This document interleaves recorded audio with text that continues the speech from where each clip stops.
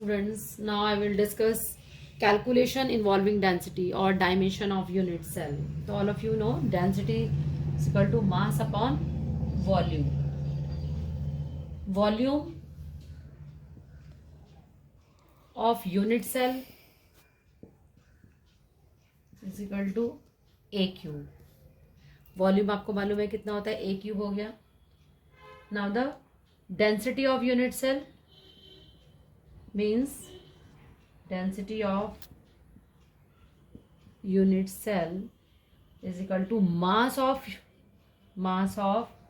unit cell upon volume of unit cell. Volume of unit cell. First of all, the mass of unit cell means mass of unit cell means number of atoms means Z. Number of atoms in a unit cell. एक unit cell में total number of atoms कितने हैं? Unit cell जिसको आप क्या लेके चलोगे? Z लेके चलोगे. ठीक है. Mass of unit cell means number of atoms in unit cell and mass of each atom. मतलब हर एटम का मास कितना है. तो मास ऑफ ईच एटम को आपने ले लिया m, मीन्स z हो गया और m हो गया. ठीक है. तो z means number of atoms in unit cell and mass of each atom m. अब now mass of an atom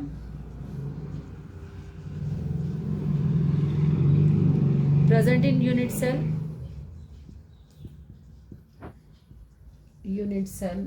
equal हो गया, यानी m को जो हम लेते हैं वो जाता है एटॉमिक मास कितना इसका, atomic mass upon Avogadro number, upon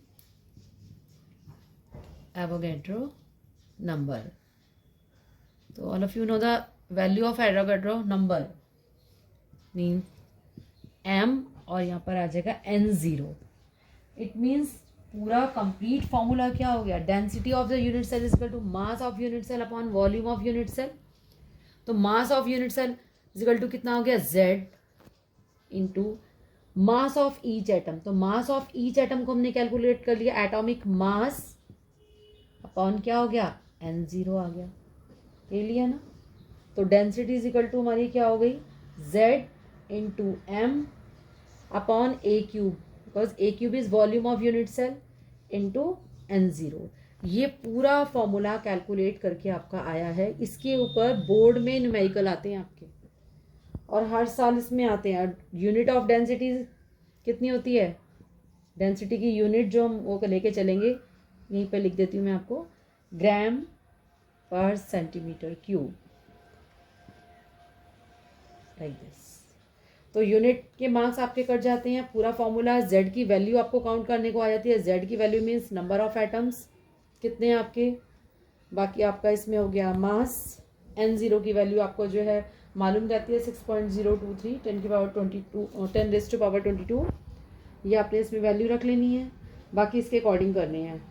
clear है आपको ये. इस फॉर्मूले को अच्छे से वो कर लो. z की वैल्यू कभी मास निकालने को आता है, कभी जो है आपको जो है वॉल्यूम काउंट करने को आ जाता है, कैलकुलेट करने को आ जाता है. ए और आर में रिलेशन वो पूरा जो है रेडियस पूछ लेते हैं. ठीक है. तो ये पूरा आपका जो है पूरा कैलकुलेशन जो है इन्वॉल्विंग डेंसिटी और डायमेंशन ऑफ यूनिट सेल का पूरा फॉर्मूला निकल आता है. Student, this is a quick revision of the formulas we have studied till now.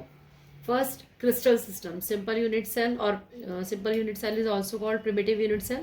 In simple unit cell, this is the crystal system, this is the z means number of atom in unit cell. Third, relation between a and r. Fourth, percentage packing efficiency and percentage of voids, यानी कितनी voids हैं. तो आप इसको total इसको learn कर लेते हैं तो जितना फॉर्मूलेज हैं सारे इसमें कवर आ जाते हैं, हो जाते हैं.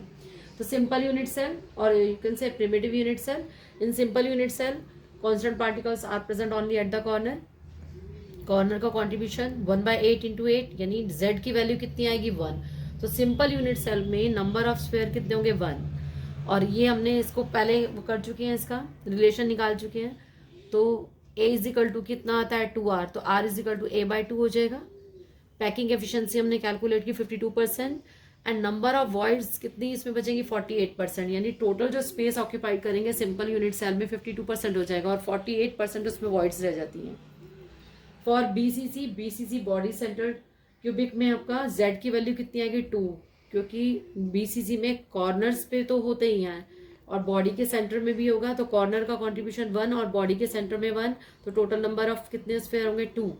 तो इसमें ए और आर के बीच में रिलेशन याद रखोगे, आर इज इक्वल टू कितना निकला था √3 इंटू ए अपॉन आर और a is equal to 4r upon √3।